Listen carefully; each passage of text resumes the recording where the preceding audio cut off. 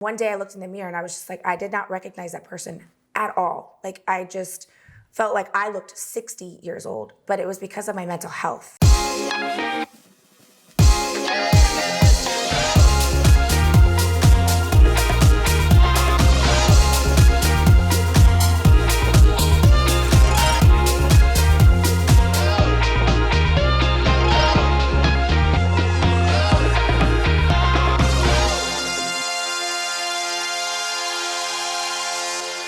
Hello, beautiful. Welcome to Aesthetic Influencers, where we explore the world of medical aesthetics and the relationship between inner and outer beauty.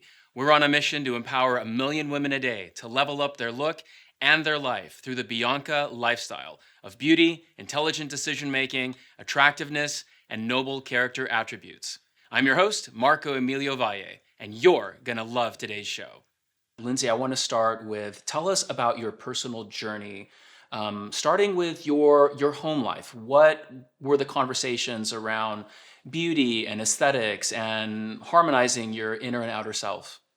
Yeah, I always tell this story to all my patients. As you and I both know, like, we control 80% of the way that we age, right? So only 20% of that is genetic. And I had a conversation early, I was 16, with my grandmother, my mother's mom. And I remember her telling me I needed to take care of my skin and I needed to, the 3-step process, the whole thing. And I was 16, but she really talked to me about like prevention.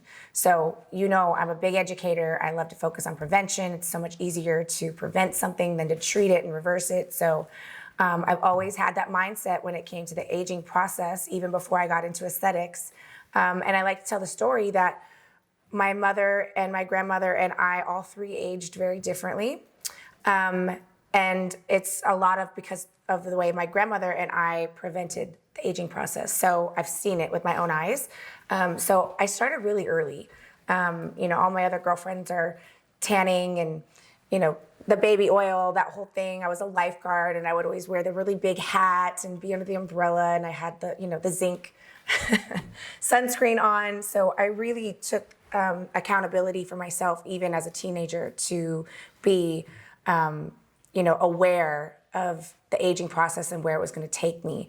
Had no idea I was going to build a career in that. But other than that, I started doing Botox at a young age. I was in my mid-20s. I also like to educate my younger ladies that, coming in, getting started earlier, it just looks a lot more natural if we're able to like treat the process as it's happening, as opposed to for me, it's like nails on a chalkboard when somebody's in their 40s and they say they're not ready for Botox. I'm like, everybody's ready for Botox or Dysport.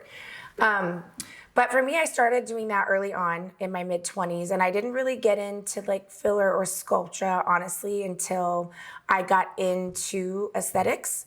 And started my career as a nurse injector. I did do my lips, when I was probably in my 30s. But when it comes to like really figuring and focusing on facial balancing and, normalizing the aging process, it didn't really get started until my late 30s. Let's go back to what you said about your mom and your grandma and yourself aging differently. It sounds like your grandmother gave both you and your mom the same advice, but maybe you applied that advice a little differently than your mom did. Did I hear right? Yeah. My mom is gorgeous, obviously, but, I noticed when she got into her 50s, it kind of happened like overnight, where I was like, oh, wow, my mom's skin, I could really tell just it aged differently than my grandmother did. She didn't take the time to really treat her skin and take care of it. She always had gorgeous skins. I just saw that her aging process kind of caught up with her later in life. So yeah, it did. She had to do a lot more of reversing the signs of aging, as opposed to just like preventing it and going with it as it was happening. Do you think that she felt the same way or feels the same way in terms of what your observation was about how she aged, that she would likewise describe it as like having snuck up on her, or maybe like sideswiped her, like almost like one day she looked in the mirror? Yes, yes, yes.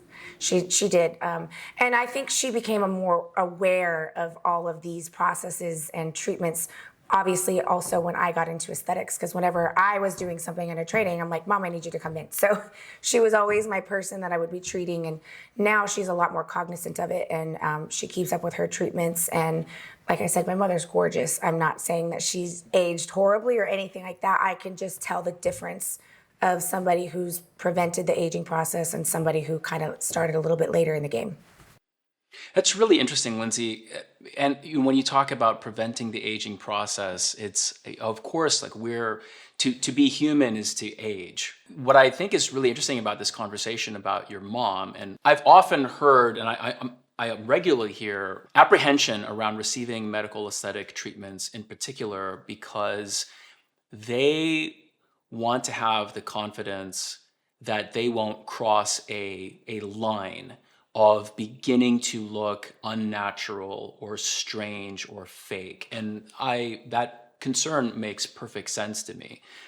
What I've never heard articulated is what you just did, which is waking up one day thinking that you have been aging gracefully, but now you're looking in the mirror and you've been blindsided.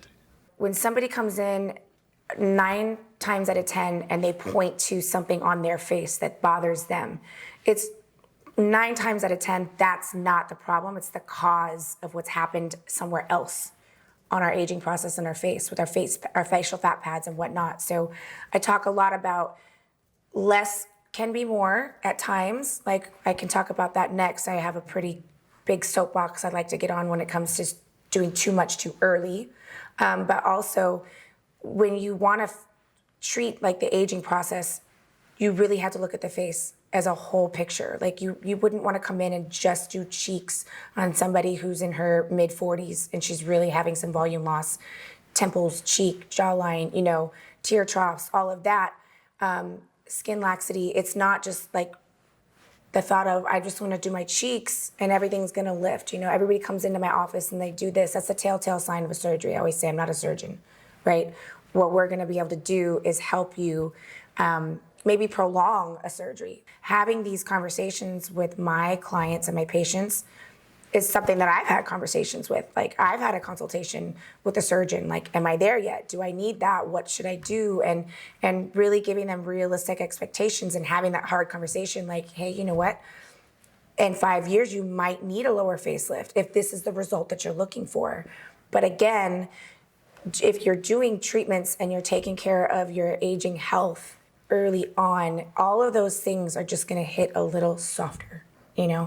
It's even like when I talk about hormone therapy and replacement, we start having these hormonal changes 15 years before we actually go through menopause. And why would we want to just deal with that for 15 years when we can slowly start dealing with that and slowly replacing it and feel better on top of aging better?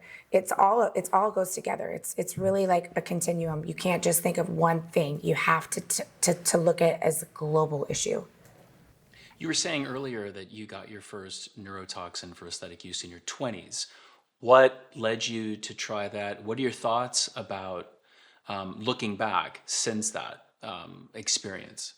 I've always had the mindset of preventing. It just was in my mind. It clicked with me. I knew, even before I was in aesthetics, I was a nurse. I was actually already a nurse practitioner. I finished that like right after undergrad. So, I was maybe 26. I'm a nurse practitioner. I'm a single mom of a little sweet boy, and I'm thinking, okay, I'm getting ready to age. I want to look youthful as long as possible. And it just sets in my mind, if I'm not using those muscles to crinkle that skin, that wrinkle's never going to come. The best wrinkle is the one that never comes, right? So I, early on, already had bought into the mindset of I wanted to prevent. I want to age gracefully. I don't want to change the way I look, but I just want to look as youthful as long as I possibly can without overdoing it, obviously. And are you happy with that strategy, how that worked out? Now, looking back in hindsight, where you're no longer the mom of one little boy, but now have three growing boys, right? Tell me your thoughts about, did it work out the way that you had planned in terms of prevention, but not changing your overall appearance? Yeah, I mean, I'm 43, so when I tell people that, they're usually very shocked. I don't feel like I look my age, so I do feel like I've been aging well. But I'd love to touch on something that you just said, not changing your look, right?